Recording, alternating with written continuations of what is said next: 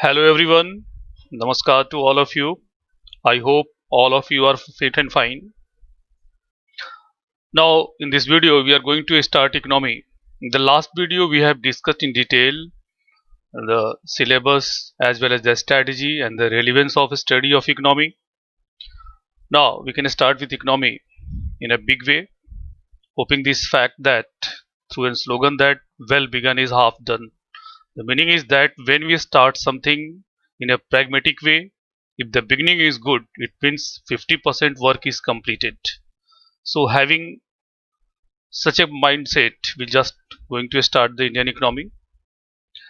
As far as the economy is concerned, I have seen that the first question that I face in class that what is economy? So before going forward, we must know what is economy. In fact, economy is nothing. Everyone in our day-to-day life is facing so many economic challenges, as well as each and everyone, those who are surviving on this earth, are involved in economic activities, whether is a cobbler, whether is a farmer, each and everyone, those who are living on this earth, they are just involved in certain economic activities. In fact, economy is nothing. Economy is the study of all these activities. Broadly, all these economic activities being conducted by the human being is divided into two segments, that is microeconomic study and macroeconomic study. These terms are very familiar, each and everyone is acquainted with all these issues.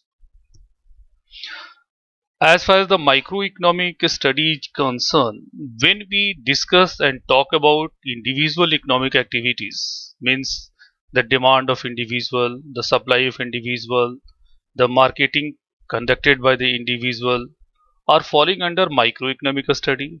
And when we start talking and when we think about the entire economic activities, that for example economy of any state, economy of any nation, global economy, means on in a broader perspective, when we start a study economy, that is referred to as macroeconomic study.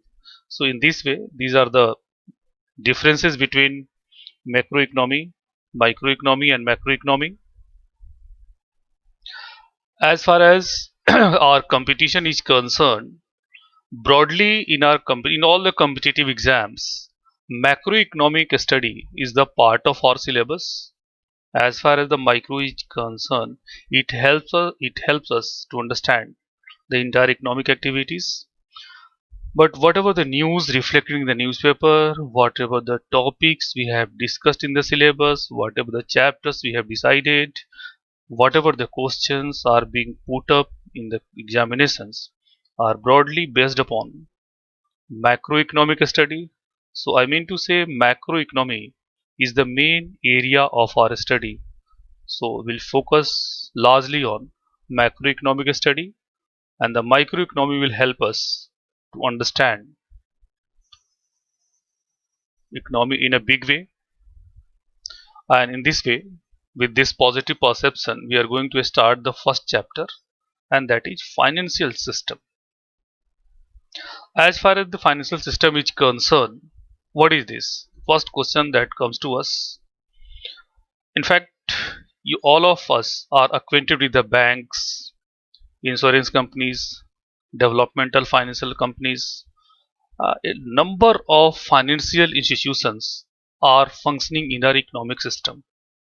Collectively, it is financial system is the set of all these financial institutions and organizations.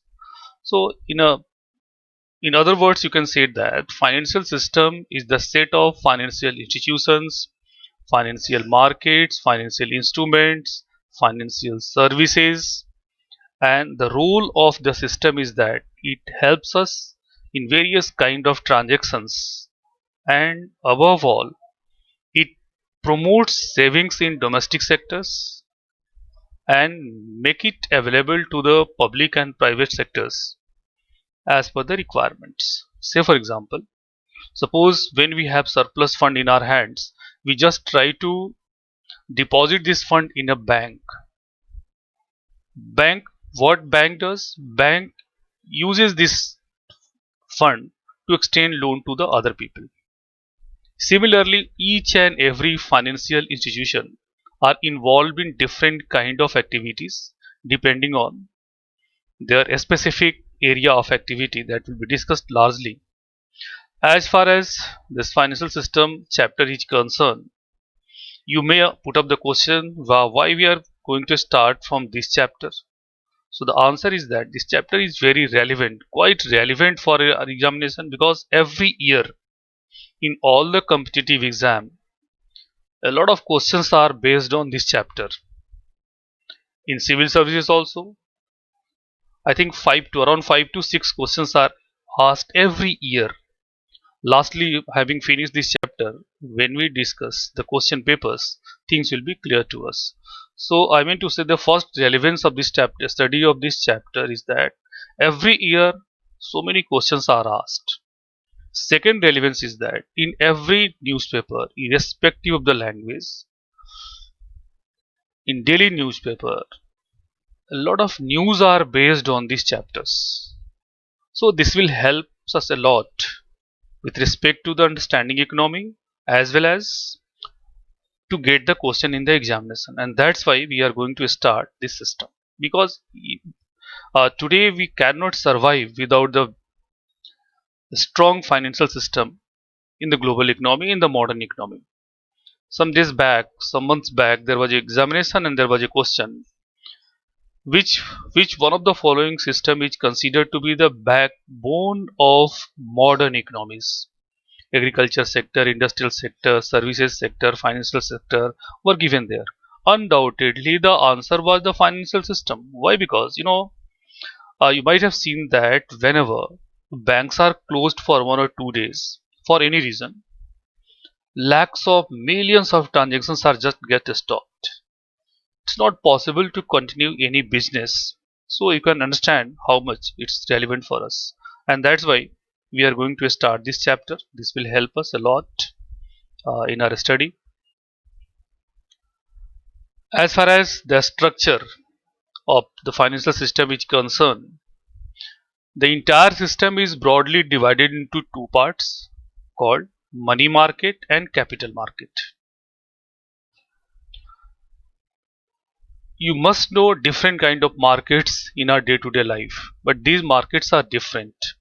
You cannot get money market, capital market in your city, in any city across the world, because in this particular name no market is available. But these markets are available in the books, in the study, in the question papers, in the newspapers. So once again, the structure of financial system is divided into two parts: money market and capital market, as reflecting in front of you. We'll have to distinguish between them. Money market is the market of short-term transactions. Now we are going to the deeper part of this chapter, and your duty is to hear the things clearly. If you will hear my statement and the lecture clearly, each and everything will be crystal clear to you. Once you have understood the things, this will be beneficial to decide the answer, because so many questions are based on the understanding, how much you understand the economy. If you understand the things, you can deliberately decide the answer, what is the correct answer, without any book, without any other help, without any external help. The money market is the market of short-term transactions. You'll have to remember that short-term means the transactions conducted for up to 1 year or below 1 year. It means that if the any transactions is being conducted is being conducted in economy, that will be considered as short-term transactions. As far as the capital market is concerned, it's a market of long-term transactions. Long-term means transactions for more than 1 year. So this is the basic difference. When we study in detail, because this chapter is very long and we'll have to make so many videos to clarify. Therefore, when we go into the deeper part of this chapter, things will be more clear to us. But these are the basic difference. If any question to you that what is difference between money market and capital market, answer is quite clear. Money market is the market of short-term transactions, and short-term means less than 1 year or up to 1 year. Capital market means the market of long-term transactions, which means more than 1 year. Transactions for more than 1 year. Okay, so I think the meaning of money market and capital market is clear to all of you. We can start. In fact, these two markets are two different chapters and quite relevant for the study of economy and to understand economy properly. As far as money market is concerned, we'll just try to consider separately and one by one. In the money market, there are two terms, money and market. So, meaning is that without money, market is nothing. So, I mean to say that before coming to the market and money market, we must have the clear meaning of money. So, if I put up the question to you, what is money? Generally, money is a very common term and people are very acquainted with it. But you must know that even on the site of RBI, the meaning of money has not been mentioned. RBI itself is silent regarding the meaning of money. But we can discuss here. Uh, as far as the traditional study is concerned, in the old books, in the traditional books, it has been mentioned that money is what money does. Money is what money does, which means that money could be defined, money could be expressed through its functions. And as far as the functions of money is concerned, it is in front of you.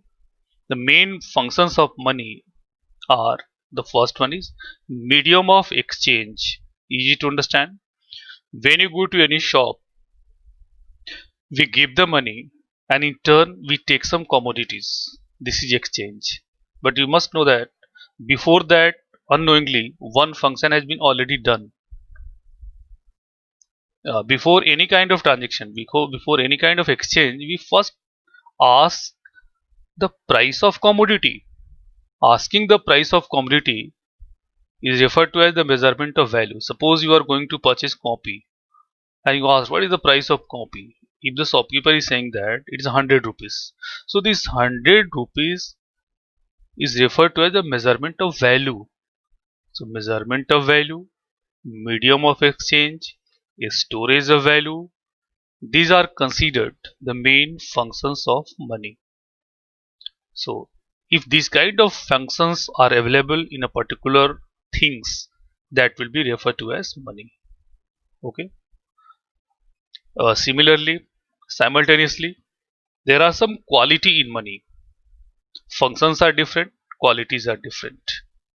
There might be so many qualities of money because here we are just trying to understand money with our particular perspective of examination.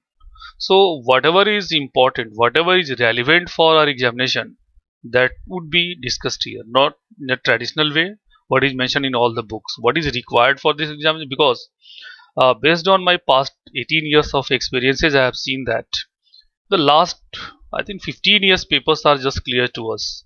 So I know clearly that what type of questions are being asked. It's crystal clear to me. So there is no confusion to me. Okay. So we'll just try to understand only those things which are important for our examination, which are completely fit to our trends. Trends mean the pattern of the examination. Okay. As far as the quality of money is concerned, there are two quality, that might be more quality also. Two qualities are quite relevant for us. Liquidity, it's very important for us. Liquidity means cash. You know, when we discuss in detail, there might be some similarity between the qualities of money and liquidity. If I put a question to you, what is the quality of any liquid? You may speak that there is a flow in the liquid, as well as liquid can take any shape at any time. You must know the same things is happening in case of money. Money is flowing one hand to another. Everyone knows, it's quite clear. As far as the shape is concerned, when you purchase something, money is converted into that particular commodity. Suppose you purchase t-shirt, it means money will be converted into t-shirt. You purchase pen, money will be converted into pen. So in this way, we can say that this quality of liquid is also involved with the money also. Okay, so money is flowing, and there is a quality of characteristics of adaptability, convertibility. It could be converted into any shape also, and that's why money is liquid. Come on the applied sections. Applied sections means you make it in the daily newspaper, news like that. There is a shortage of liquidity in the banks. There is a crunch of liquidity with the banks. It means that these kind of, they are talking about the shortage of the cash in the banks.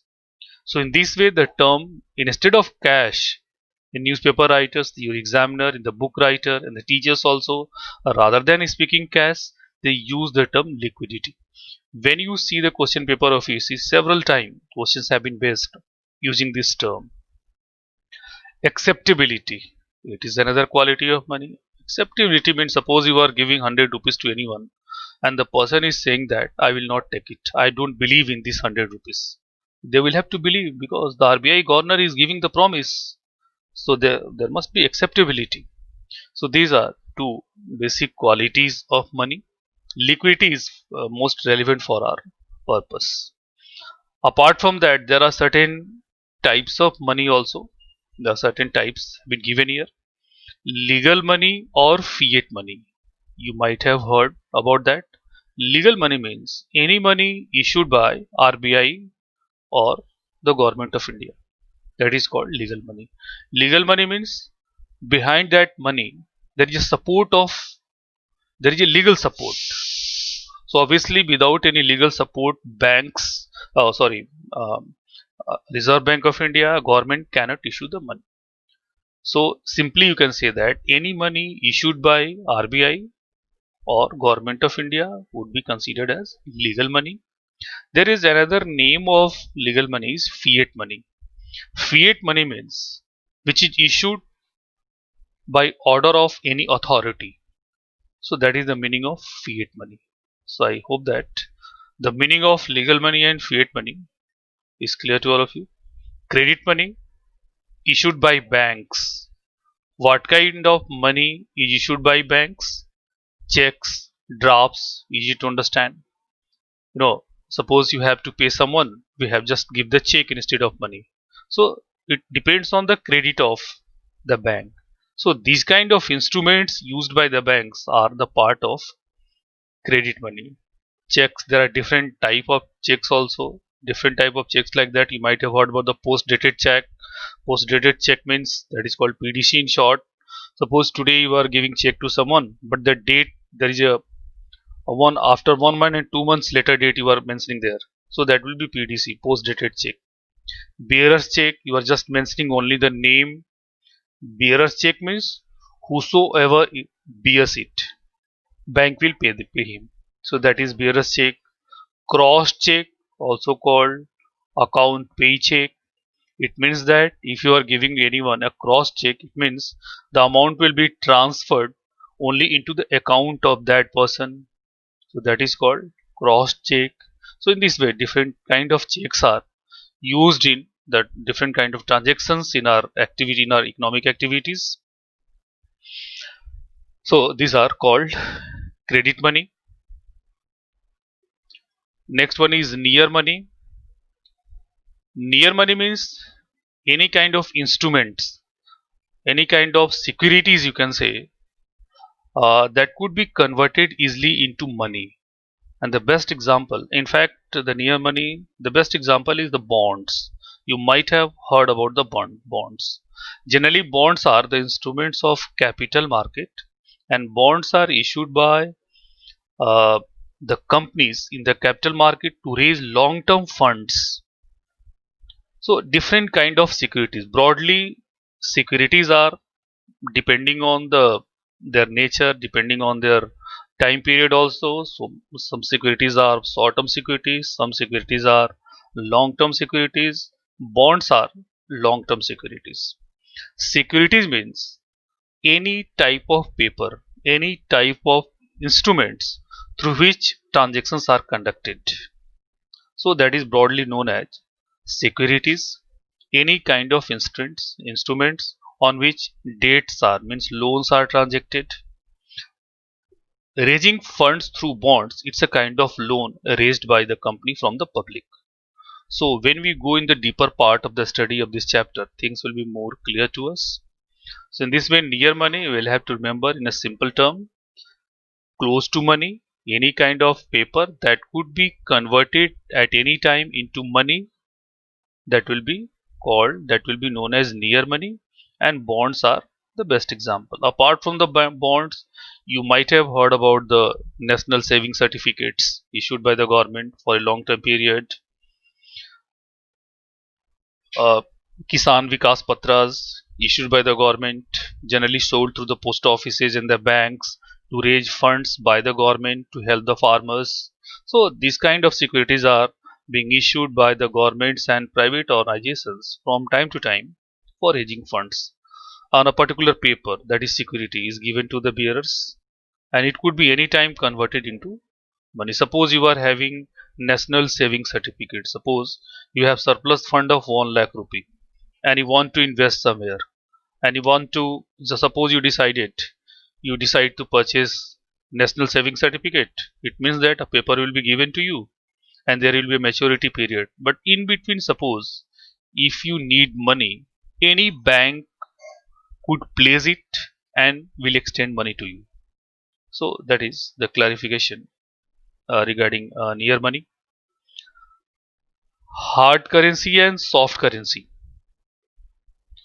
Hard currencies, where the demand of the currency is high and supply is low, and the best example is dollar. So with respect to the hard currency, any kind of global currency which is highly in demand always could be considered as high currency. Say for example, dollar could be considered the best example. The dollar means US dollar. Around 70-80% transactions across the world are conducted in terms of US dollar. So the best example of hard currency, always demand is high. Even in our country, suppose you want to purchase $1, you will have to pay around 75 rupees to purchase to a single dollar. So that's why that is called hard currency. You'll have to remember uh, for your you can say comfort. Hard currency is that currency where the demand is high, supply is less. Similarly, we can understand soft currency. The things will be reversed. So in the case of soft currency, demand will be less and supply will be more. Best example is Indian rupee. So Indian rupee, or the currency of any, you can say, developing countries and the third world countries, will be known as soft currency. Thereafter, cheap money and dear money. Recently there was a question on cheap money, one of the UPSC examination. Cheap money means if the money is available at a lower rate of interest, that is called cheap money. If the money is available at high rate of interest, that will be considered as dear money. You might have seen in your practical life, in your day-to-day life, that sometimes loans are easily available in the market as of nowadays. It's the best example today. If the loans are available at a lower rate of interest and easily available to each and everyone, that particular phenomena is known as the cheap money. And sometimes, and whenever you find that the loans are available at the higher rate of interest, that will be a situation of dear money. Here there are some clue to remember, because I have seen the question here on the hard currency and the soft currency, cheap money and dear money, and I have seen that people get confused. So if there is any question or a clue, you'll have to remember that in case of hard currency and soft currency, demand and supply are the decisive factor. In case of cheap money and dear money, rate of interest is the decisive factor. Once again, I am repeating, to distinguish between hard currency and soft currency, the decisive factor is demand and supply. In case of cheap money and dear money, the decisive factor is rate of interest. Now come on next, that is token currency, and the best example is currency notes, token currency and a standard currency. There are two currency. A standard currency is missing here. but we'll have to remember it. In fact, token currency and standard currencies are discussed simultaneously because there are some differences. In case of a standard currency, it is expressed like that if the intrinsic value and printed value of the currency is same, that is referred to as a standard currency. Once again, I am repeating, if the intrinsic value and printed value sometimes also known as uh, face value. So printed value, intrinsic value and face value is equal. That is referred to as a standard currency. And the best example is the coins. Going forward, token currency, it just reversed. In case of token currency, intrinsic value is less and printed value is high. And the best examples are currency notes. Currency notes means paper notes. Let us discuss in detail both these terms because I have seen the question here, so it's quite relevant for us to discuss in detail. In case of a standard currency, I gave you the example of coins. Everyone knows that each and every coin across the world are made up with the help of certain metals, and that metals also involve certain values. That is the medium of that currency, you can say. So the metal that has been used to make the coin and the value of the metal is called the intrinsic value, and the figure and the digit that has been printed on the uh, coins, that is referred to as printed value or face value. Take the example of 5 rupee coin. The 5 rupee coin, suppose the metal that has been used, the price of the metal is rupees 5 and it has been also printed 5. In such a case, that could be referred to as a standard currency. But in practice, you know that in course of time, the value of metal keep increasing. So suppose today, the metal that has been used to make the 5 rupee coin, the value of that metal is 10 rupees, but even it is printed only 5 rupees. Obviously, people will change their perception and they'll try to accumulate the currencies. And the government intentions to issue currency to meet the transaction to show short transactions just will be over. This kind of the objective of the government will be failure. In such a condition, you might have seen that in the past years, government have changed substantially the coins.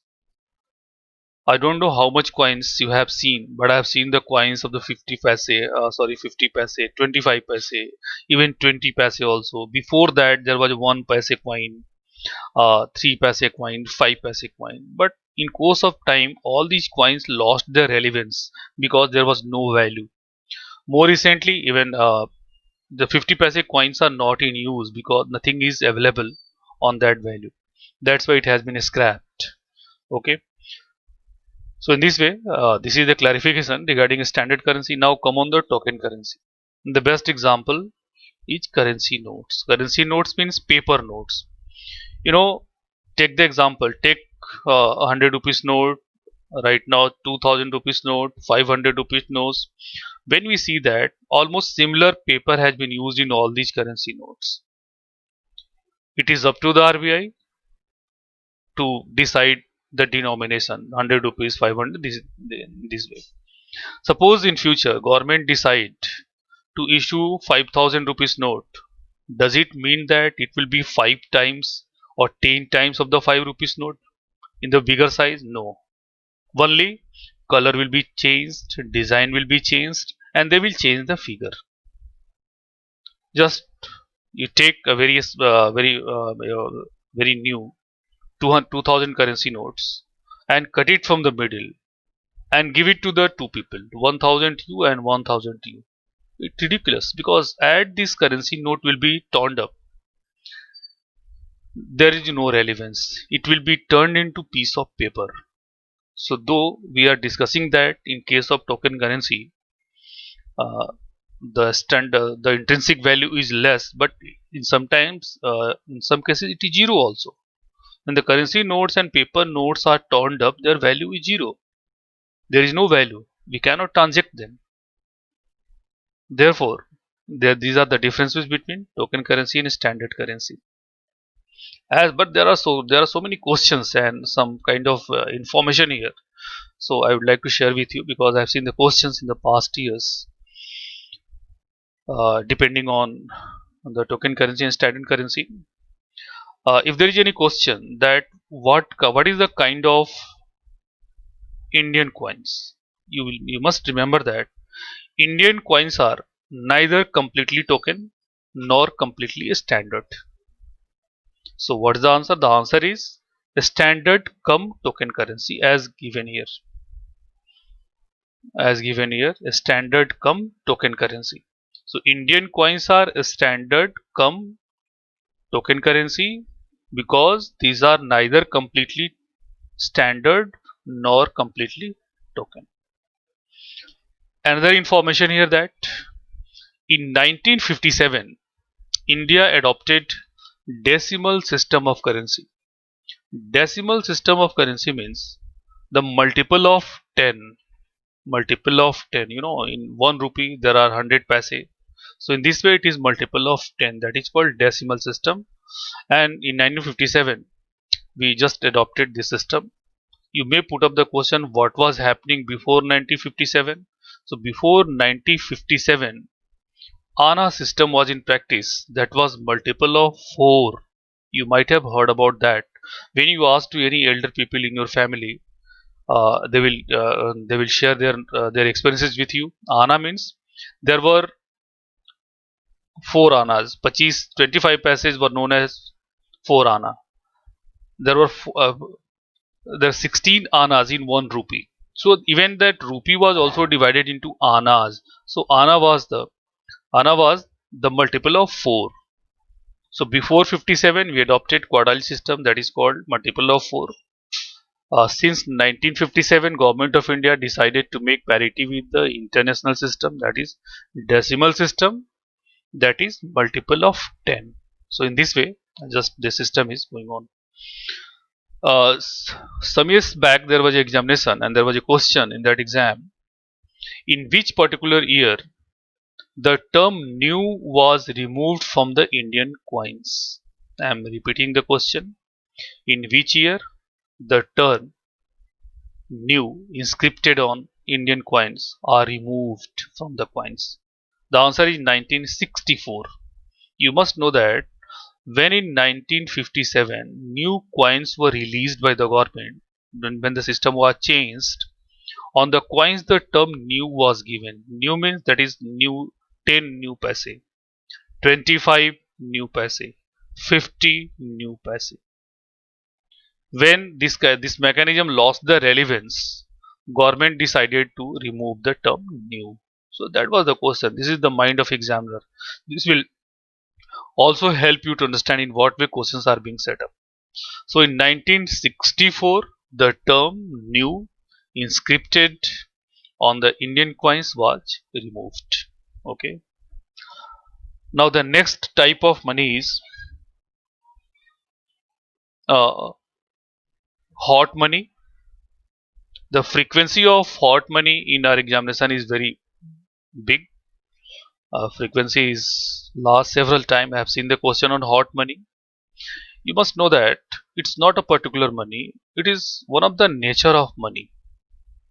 And the best example of the hot money is the investment made by the foreign investors into Indian share market.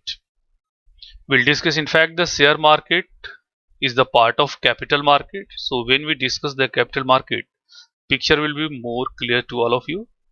But as of now, you might have heard, even it is also reflecting in the daily newspaper. So in capital market, that is share market, that is also known as share market.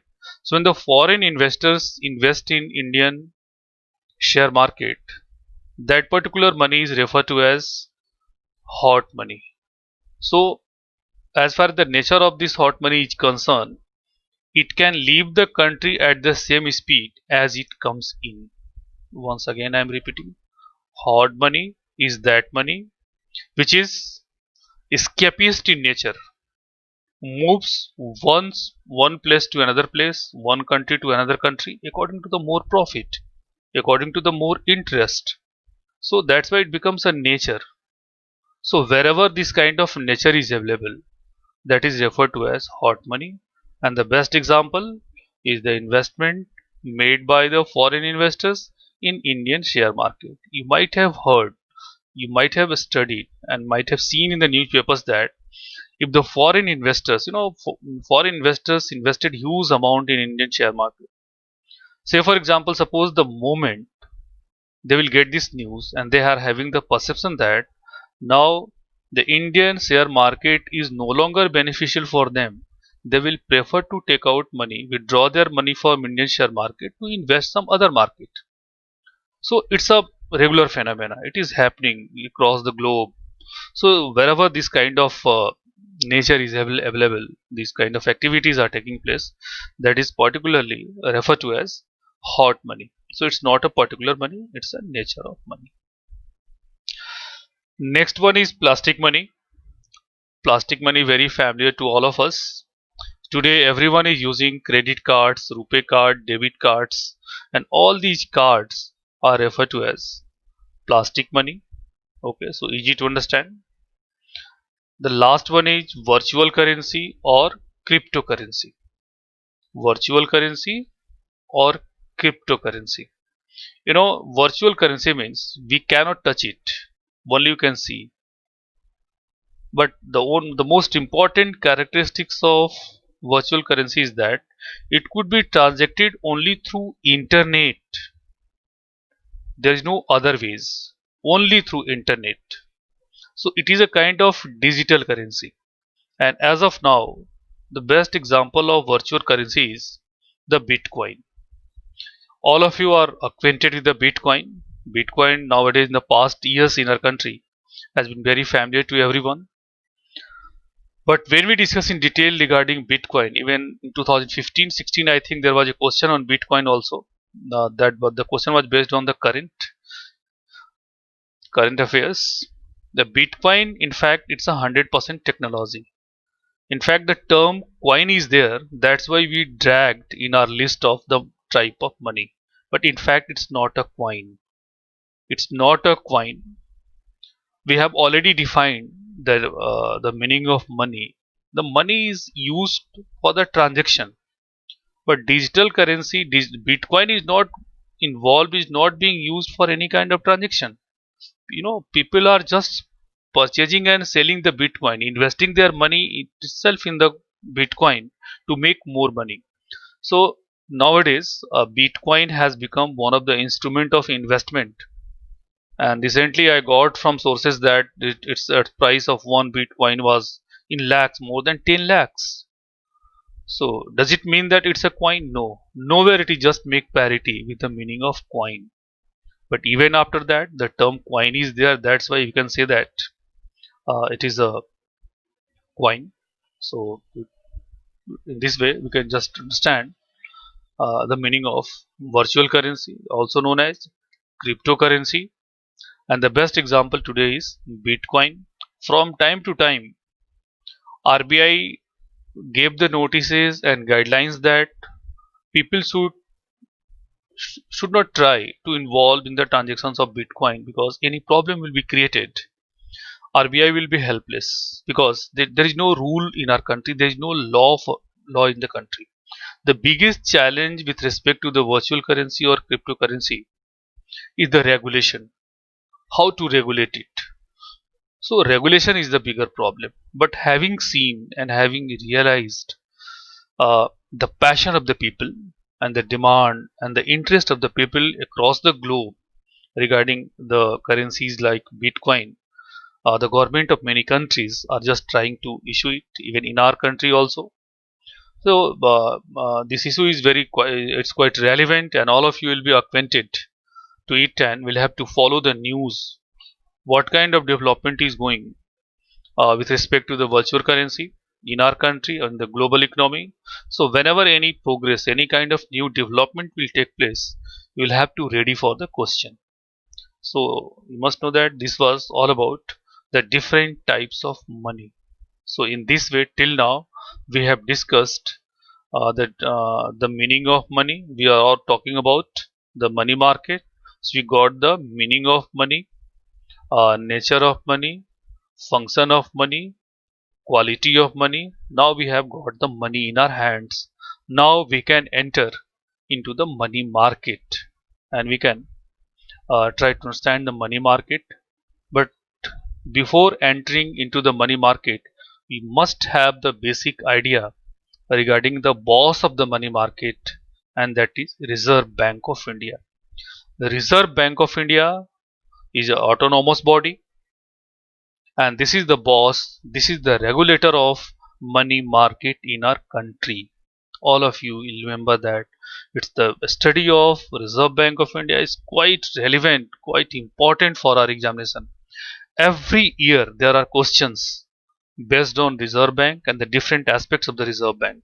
So we must have the basic ideas and their functions and each and everything what is required for examination. We'll just try to discuss in detail regarding the Reserve Bank of India. We can start with the basic facts. There are so many basic facts here regarding RBI. RBI was established on 1st April 1935, you know, and for this particular purpose, an act was passed that was called RBI Act 1934. So you remember that RBI was established, RBI was created through RBI Act 1934 on 1st April 1935. You must remember as a concept, because I would like to recall you the core concept and current. We are following the same path. The basic as a concept, all of you remember that when any organization or institutions is going to be created by passing a law by the parliament, that is called a statutory body, a statute, because statute means law. So RBI is a autonomous body. Autonomous body means they are free to take the decisions within the ambit of the law, but it was created by an through the parliament by passing act. Okay, so it is a statutory body.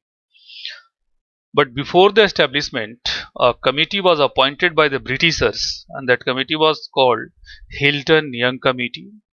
The Mr. Hilton Young was the chairman of that committee, and this is also known as the Royal Commission. And this committee recommended that there must be a RBI-like organization in India, and it was the background, and it paved the way and paved the path of creation of RBI in our country. After independence in 1949 January, RBI was nationalized. Nationalized means it was taken over by the government of India. Nationalization is one of the policy of the government, means before independence British government was the owner.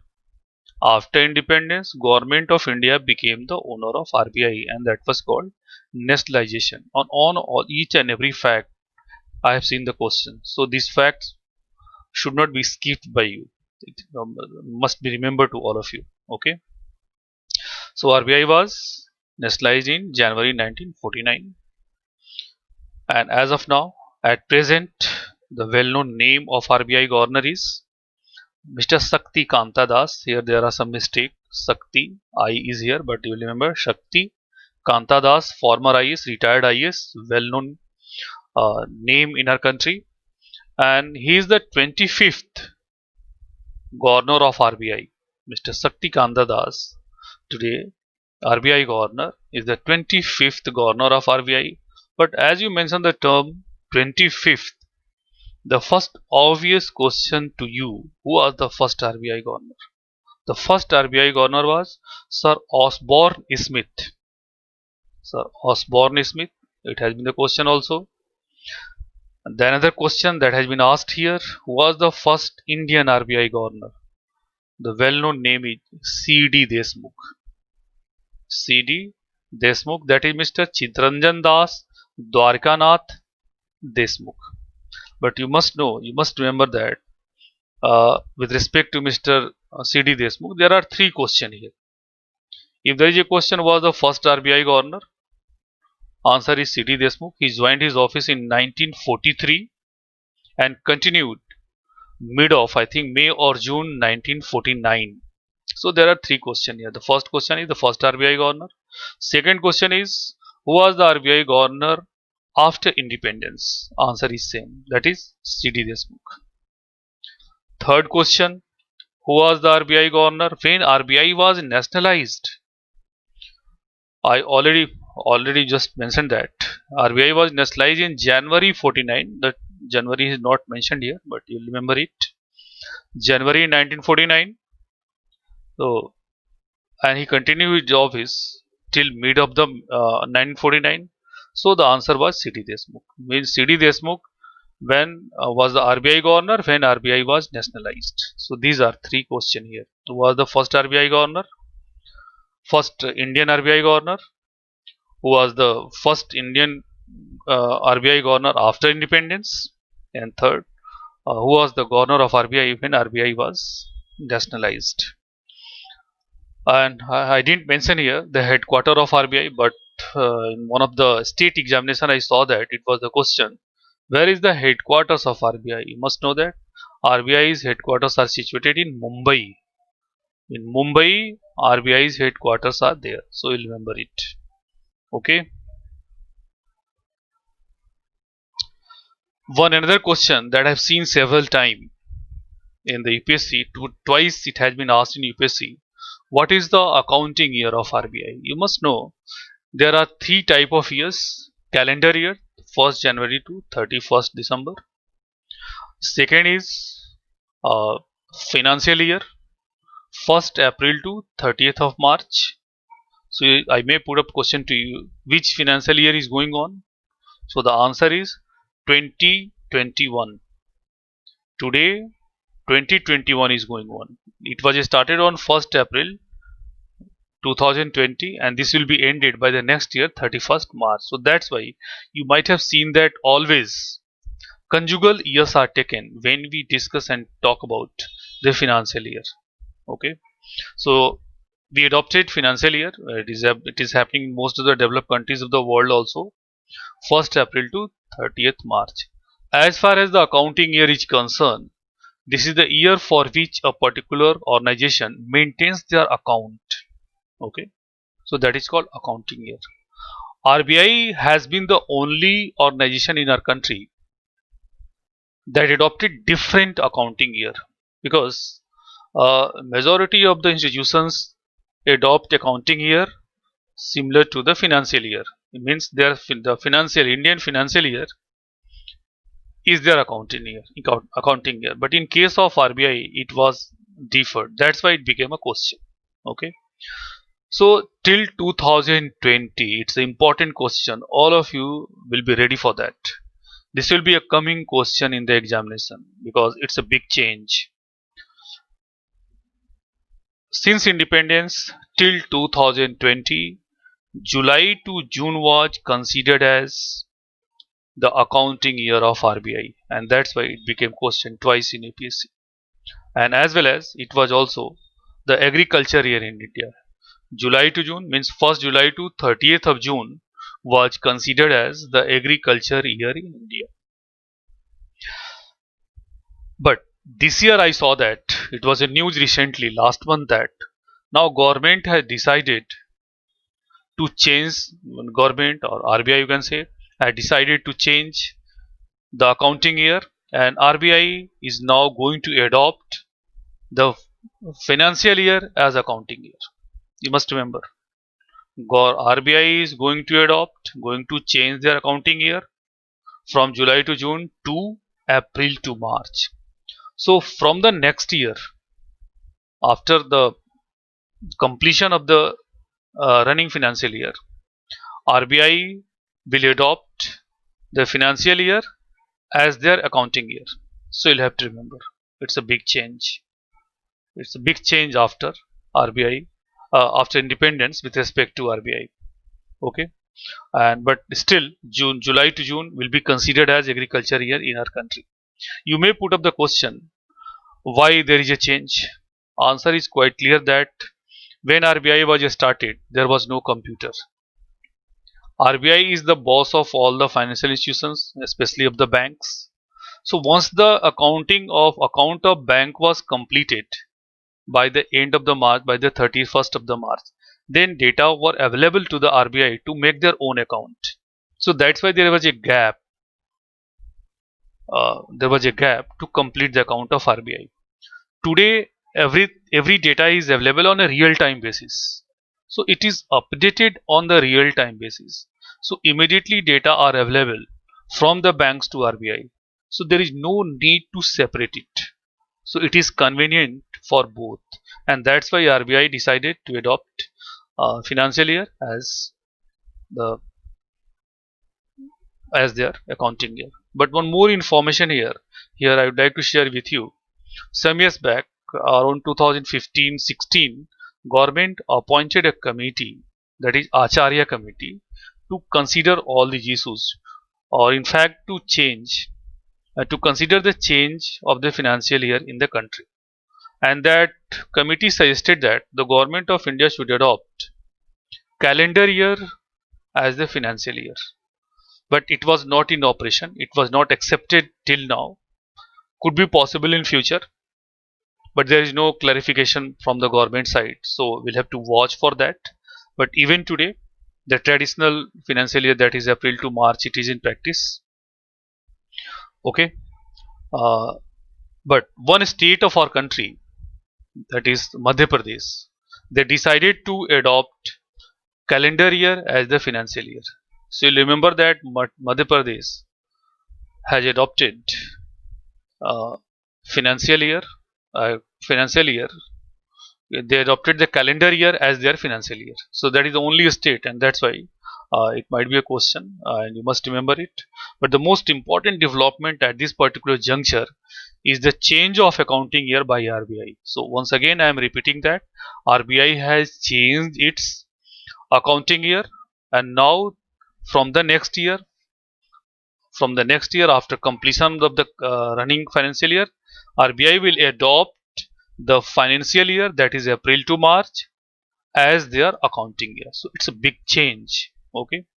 So in this video, just we have just spent 1 hour. So I will just try to uh, cover it here, and thereafter in the next video we'll start discussing the functions of RBI. As far as the functions of RBI is concerned, it is one of the most important area of our examination.